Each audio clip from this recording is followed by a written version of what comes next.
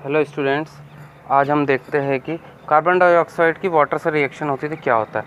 सबसे पहले हम ये देखते हैं carbon dioxide dissolve in water and slowly react with water to produce carbonic acid. ये क्या बनाता है? ये बहुत स्लोली डिसॉल्व होता है और स्लोली रिएक्ट करने के बाद क्या बनाता है? Carbonic acid. ठीक है, ये कार्बोनिक एसिड H2CO3 बना रहा है। ये हो गया हमारा कार्बोनिक एसिड। अब इसको ये स्लोली रिएक्ट कर रहा है, इसको हमको बैलेंस करने की रिक्वायरमेंट नहीं है क्योंकि ये ऑलरेडी बैलेंस है। जैसे हम देख लेते हैं कि ये कार्बन यहाँ 1 है, यहाँ भी कार्बन 1 है। ठीक है, ऑक्सीजन कितने है? 2 है, और यहाँ कितना है ऑक्सीजन? 1। टोटल ऑक्सीजन कितने होगा? 3। यहाँ ऑक्सीजन कितने है? 3। यहाँ हाइड्रोजन कितने है? 2। यहाँ हाइड्रोजन कितने? 2।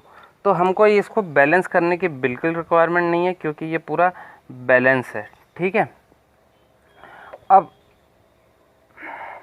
कुछ ये इस टाइप का फॉर्मेशन बनाता है। देखिए, ये जो बॉन्ड है ये इस टाइप का इसका बॉन्ड रहता है। यहाँ डबल बॉन्ड रहेगा, सिंगल बॉन्ड हाइड्रोजन से रहेंगे और यहाँ ऑक्सीजन से डबल बॉन्ड रहेगा।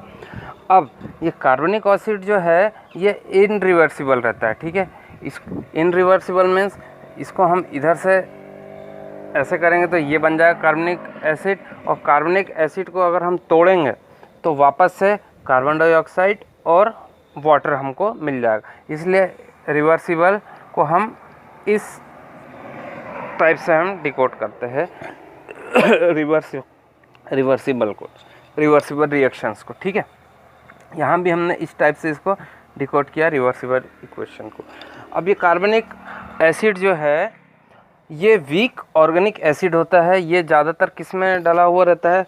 सोडा, सॉफ्ट ड्रिंक, और ये एक चीज़ और है, ये हमारी ह्यूमन बॉडी में भी जनरेट होता है। ये हमारी ह्यूमन बॉडी में भी जनरेट होता है। अब ये कैसे जनरेट होता है? हमारी बॉडी में कार्बन डाइऑक्साइड जब निकलता है और वाटर के साथ जब रिएक्शन होती है तब हमारी बॉडी में कार्बनिक एसिड जनरेट होता है। ये कार्बनिक एसिड जनरेट होता है, ये बिल्कुल भी टॉक्सिक और हैज़र्ड नहीं रहता। ये जहरीला जो होता है, ये जहरीला प्रोडक्ट नहीं है। ठीक है, और ये हमारी बॉडी में प्रेजेंट रहता है।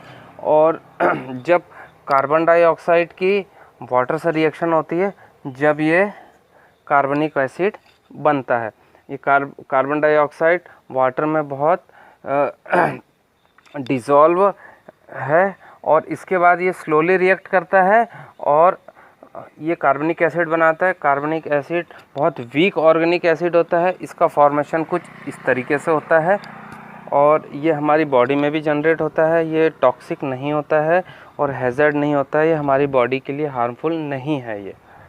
ओके, अब हम देखते हैं एक एग्जांपल कि इक्वेशन को बैलेंस कैसे करना है। हमने यहाँ मैग्नीशियम लिया, ठीक है,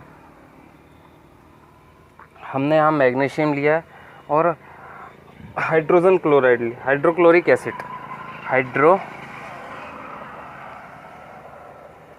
हाइड्रोक्लोरिक एसिड लिया है। ठीक है,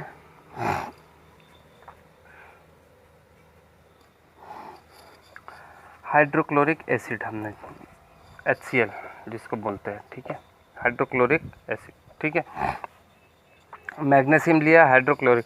अब इन दोनों का रिएक्शन होगी तो मैग्नीशियम क्लोराइड बनेगा। मैग्नीशियम क्लोराइड बना और हाइड्रोजन ये, ठीक है, हाइड्रोजन निकली। ठीक, अब मैग्नीशियम क्लोराइड बना,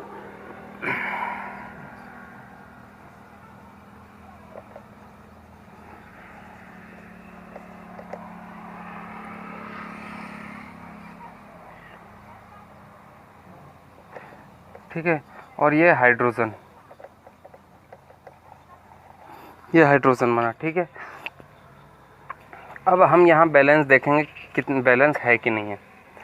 मैग्नीशियम यहाँ 1 है, यहाँ भी मैग्नीशियम 1 है। ठीक, अब हम देखते हैं कि हाइड्रोजन यहाँ 1 है, यहाँ हाइड्रोजन 2 है।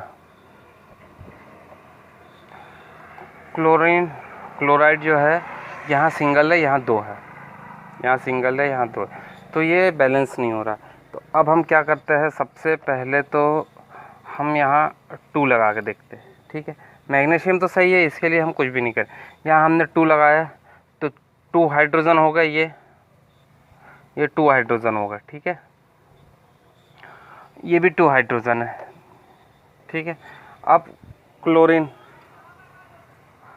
हम देखते हैं, ये इसके लिए भी वैलिड होगा 2, तो ये 2Cl हो गया और ये Cl2, ये भी राइट हो गया, ये भी राइट हो गया, ठीक है। तो मैग्नीशियम की हाइड्रोक्लोरिक एसिड से हमने रिएक्शन कराई तो मैग्नीशियम क्लोराइड और हाइड्रोजन बना, ठीक है। ये बैलेंस इक्वेशन का एक एग्जाम्पल था।